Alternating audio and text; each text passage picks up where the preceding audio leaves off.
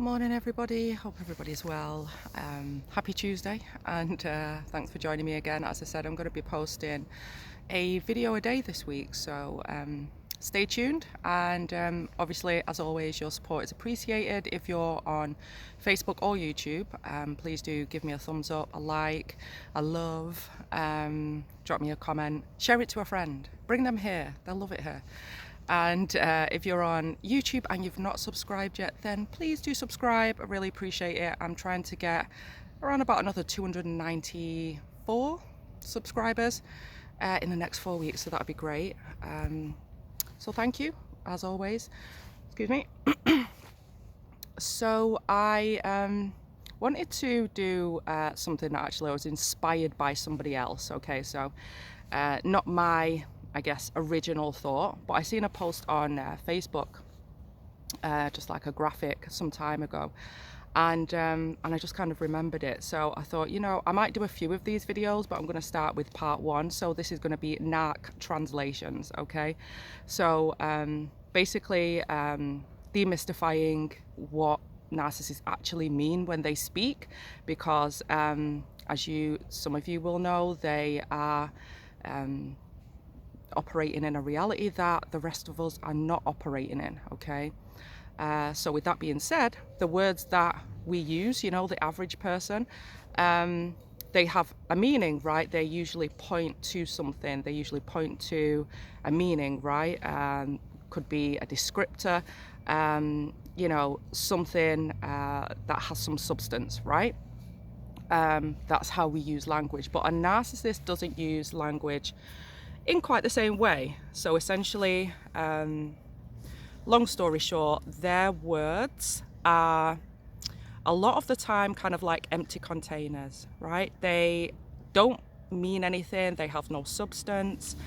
They're just talking to talk, you know, or they're just saying what they need to say in that moment. So there's rarely ever really any substance to it. And they're using language in a bit of a different way. So I wanted to break some of that down, and hopefully you'll enjoy the videos. So I'll do part one today. So I'm going to do 3 Narc translations, and the first one I'm going to start with is I love you. I love you. So when we say I love you, we're trying to convey, you know, feelings, emotions, and, you know, our view of the person and what they mean to us, and, you know, all of that. But when a narc says, I love you, what they mean is, translation, I love that I can use and abuse you, manipulate and control you. That's what they mean.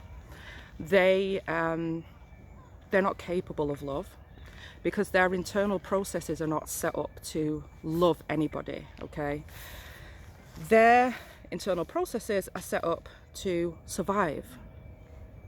So they're firmly living in survival mode, right? They're practicing self-preservation at all times, and they're not capable of loving anybody. And the reason why is because a narcissist has 2 priorities in life. Okay, one of those priorities is to keep reality out, and the other reality is to get supply in, right? So they're not living in, as I said, they're not living in the same objective reality that we are. They kind of have cultivated this distorted, kind of fictitious version of reality, right? They have crafted a character for themselves, and they assign kind of archetypes to other people as well. But they've crafted this this kind of fictitious existence, right? And they operate within a false self. So within that false self, which is basically their defense to their trauma, they are a person that they believe to be, right? They believe themselves to be this person. They've crafted this person, this character, and that's their reality. That is their reality, okay? So they need to keep, so anything that kind of deviates from that character that they are in their own mind, which is reality, because, you know, rarely ever is a narcissist's false self in alignment with their real self, right? So anything that deviates from their perceived existence and the way they feel that they should and do appear to the world is to be shut down immediately. Okay, that's not acceptable. It's not something that they want to participate in. They don't want to participate in objective reality. The other thing is, like I say, supply. That's another kind of life force for them. And that's how they see people. You know, they see people as objects, you know, kind of like you would see a kettle or a toaster or a phone charger. And that's how they see people. In a narcissist world, there's one person, that's them. And everybody else is an object. Everybody else is to be utilized as the narcissist sees fit, you know, in any way that's useful to the narcissist. So that's how they view people. You know, they're not kind of emotional beings with independent thought and valid feelings and emotions, you know, goals, dreams, desires, all of that. They're just to be used. They're just objects. You know, we are just objects to a narcissist. So with that being said, what does love look like to them? Well, to be honest, they don't love, but they expect supply, okay, from people. And in their minds, people who they are able to use, abuse, control and manipulate, and are useful to them, you know, because of that, that's how they perceive this kind of distorted love or loyalty to them. So yeah, everybody has a miscellaneous drawer, right? You know, one of those drawers in your house where you keep just stuff that you don't need anymore, you know. It's probably useful in some way. Oh, sorry, the dogs were having an argument.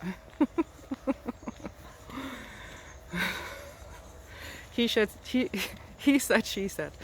Yeah, so sorry, I'm just going to get away from the noise. So we've all got one of those drawers, right, where we just keep old stuff, right? Old phones, bits of tools, I don't know. I thought the dog was running my way. Just things that we might use, but don't use, but don't want to throw away because we think they might be useful to us or to someone else, right? So we've just got this drawer full of miscellaneous things. And so that's kind of how the narcissist kind of sees people, right? So when I say you're an object to them, sorry, my hand is starting to ache. They will, okay, I need to just, yeah, so while you're useful to them, they'll keep you around, you know, they'll keep using you for what they can, they'll keep getting that supply, but as soon as they get bored, which they do often, they'll put you in the miscellaneous drawer. They won't discard you completely, because a narc discard is never you know, a real cut off, a real clean break. It's never like that. It's kind of just you being shelved, right, for a little bit. So you'll go in the miscellaneous drawer because you might be useful to them one day. You might be able to do something for them, and they might find a place for you in their life again, right? So they'll put you in the miscellaneous drawer with all the other people, or all the other objects, all the other objects, sorry, and basically that's, you know, to be likened to their people harem. They have a people harem where they keep people that they've grown bored of, that have discarded them, that they've decided to discard for the moment, and they kind of keep all these people there in the hope that they might become useful to them again. It's like I say, like our miscellaneous drawer. That's not love. Viewing somebody as a source of utility isn't love. You know, I'm sure we can all agree on that. And you know, just personally, I know I've never been in love or kind of loved an object of utility, right? A device, a gadget, or something like that.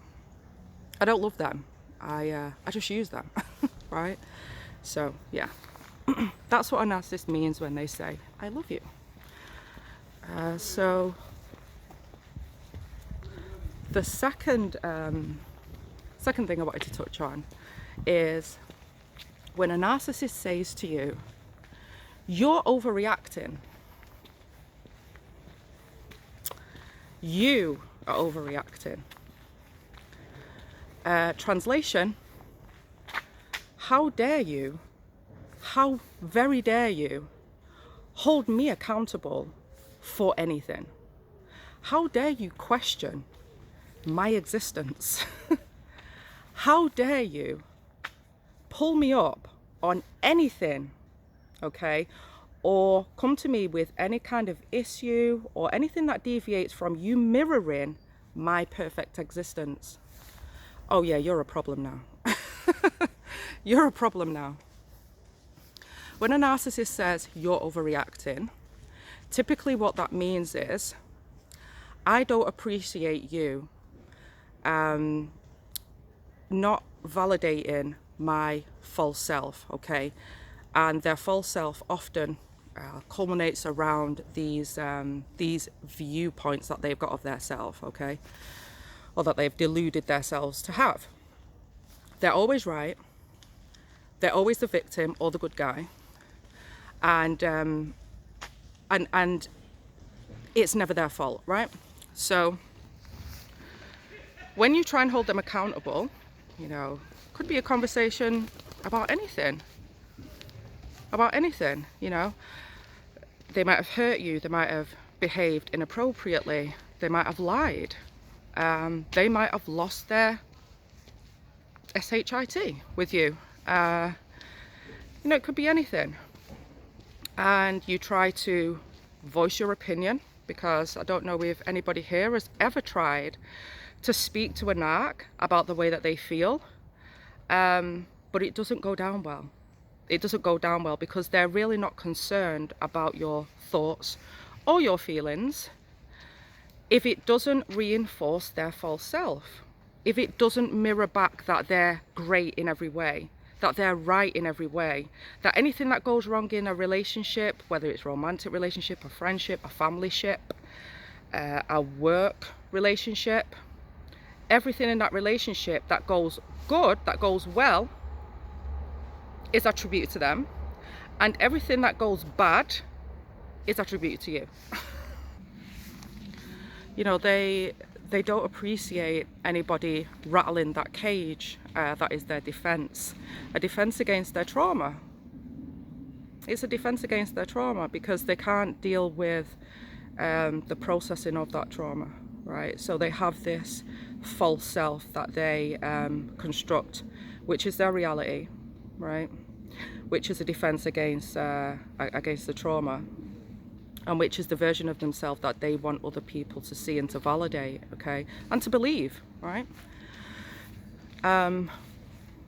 They don't appreciate you shaking that cage that is that false self, because you're trying to bring reality in, objective reality, and they don't operate in objective reality.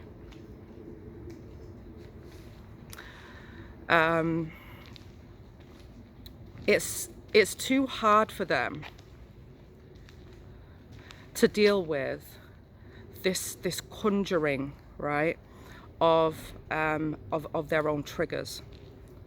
So when you call them out on anything, that means that firstly, reality is trying to penetrate them, trying to penetrate their existence, okay? And at the same time, simultaneously, they are triggered. They have shame triggers, abandonment triggers, inadequacy triggers, guilt triggers, self-loathing, you know, all of these kind of triggers that come from their trauma. And they are unable to process those types of feelings. So straight away they're triggered, okay? They're triggered, they are, their reality, their distorted reality is in question, it's compromised, okay? And that is their defense against the world. So their reality is being brought into question, and at the same time they're getting these feelings that they just can't process. So what instinctively, like I say, they're in survival mode all the time, okay? All the time they're in survival. So instinctively, what they do when they get called into question for their behavior, for their actions, whatever it might be, is they need to project, right? They need to get rid of these feelings of guilt, these feelings of shame. They can't process them, so they need to get it away. It's like, just get it off me. It's kind of like that. So they'll project. They'll wait for a moment. They'll wait for the perfect moment so that they can deflect the issue and make it about you, so that they can project this issue and make it about you. They will reframe this issue and they'll make it about you. They'll blame shift because it's your fault, and they'll continue to do this kind of manipulation of the truth of reality until they wear you down, or they get you to react in a way that they can now attribute guilt or shame to you, right? Reactive abuse.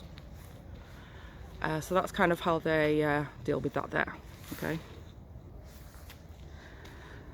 Yeah, so they think you're not entitled to call them out. You're an object. You're an object. You're to be used, and they are not to be questioned. And so when they say you're overreacting, what they're really saying is, I don't care about how you feel, and you are not entitled, okay, to question me or call me out because I'm superior. That's what that means. So the other thing is, and I will cover more of these, like I say, I apologize, or I'm sorry. So translation, can we hurry up and get back to you giving me the supply that I need to survive, so that, you know, I don't have to deal with your human experience anymore. You know, to apologize to somebody, you have to hold yourself accountable, right? You have to be willing to take ownership of your actions.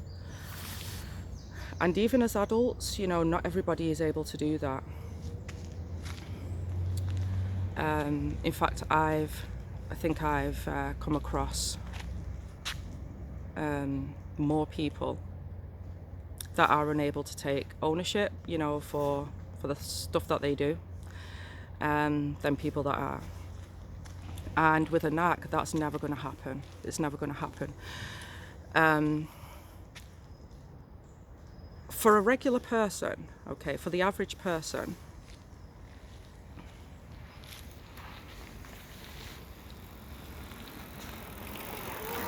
when we apologize, we understand, there's an understanding, right, that there's a certain amount of burden that we have to accept, yeah? And some of that is guilt, depending on the situation. It might be shame, right? And our empathy kicks in, okay? It's because we have a conscience. It's because we have a conscience, and our conscience, you know, tells us that that thing was wrong, you know. So we understand that there's a certain amount of weight that we have to be prepared to carry, right? And that usually looks like feeling guilty, feeling bad, you know, feeling disappointed in ourselves, you know, those kind of feelings, because we, you know, hopefully, you know, kind of developing as a child into your teenage years, your adult years, we have experiences, we go through things, and we build up resilience, right? We build up a resilience that where we can process and manage the feelings that are probably uncomfortable for us, you know. There is a certain level of discomfort that we understand comes with interpersonal relationships. It's a part of life. So when we apologize to somebody, we understand that the weight of those uncomfortable feelings have to be on us. And we're willing to take that weight. We're willing to carry that weight, you know. Our empathy kicks in, and we start to put ourselves in the other person's shoes and think, okay, well, if she was on the other foot, how would that have affected me, you know? And that goes towards our feelings of being guilty or being disappointed in ourselves. And we apologize, and we apologize sincerely, and we might add some context to what was behind our actions, right, or our words. And hopefully we can, you know, offer a remedy or change our behavior, and we can rectify, you know, what's happened. With a narcissist, they are not doing any of that. First of all, they don't have any emotional empathy. Okay, cognitive empathy is what they are dealing in, and cognitive empathy is about understanding, okay, I can kind of get on board with why you might feel like that, or why, basically why somebody might feel like that or react like that, or, you know, say the things that they say. But they don't care. They don't care about it. There's no emotion there. There's no emotional empathy.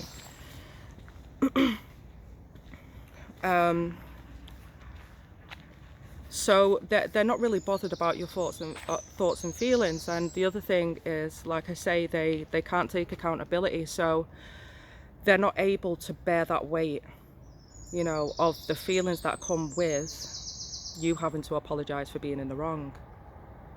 They can't process those feelings, right? So they have to get rid of them.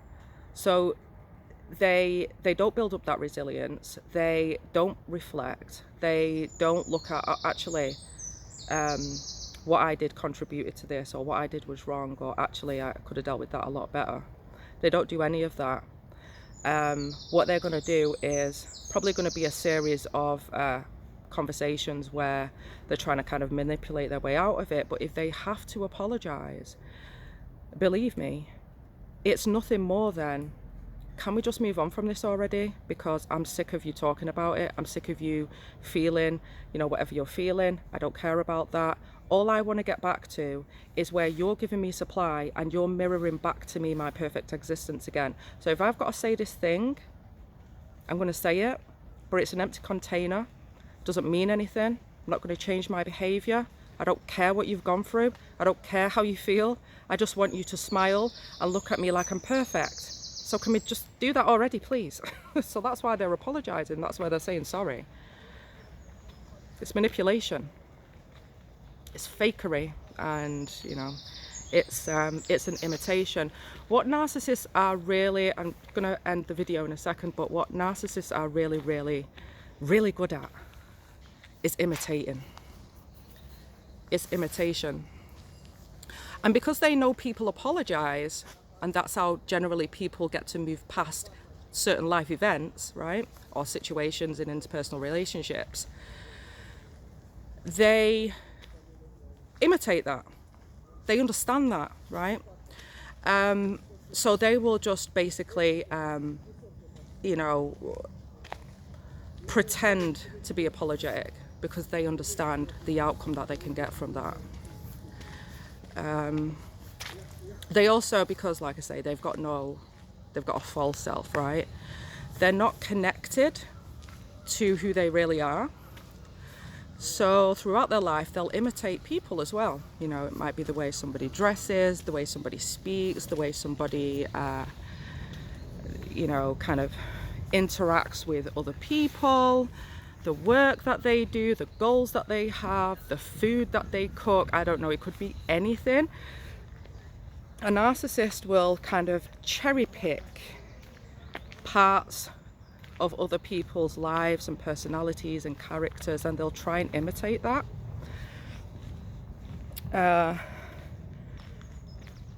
They'll kind of add it to their catalogue of personality traits that they've crafted with this fictitious character. Oh yeah, I'll add that to that. Yeah. I'm going to be that too, because I like that, and I know that other people like that, so I'm going to be that too. If you're around a narcissist long enough, you'll notice that they imitate you, they copy certain things, and I think the most creepiest thing that I've seen is they will react the same way you react after you react. It's a little bit creepy, but I've seen it play out. They'll wait for your emotional reaction and then they'll imitate that reaction because they're not connected to the world like we are, or to people like we are. Quite a lengthy video. Didn't actually mean for it to be that long, but I thought it'd be a good topic, and I might do a couple more. So let me know what you think. Please add your translations as well, because I know you've got some. And have a good day, and I'll see you tomorrow. Okay, bye.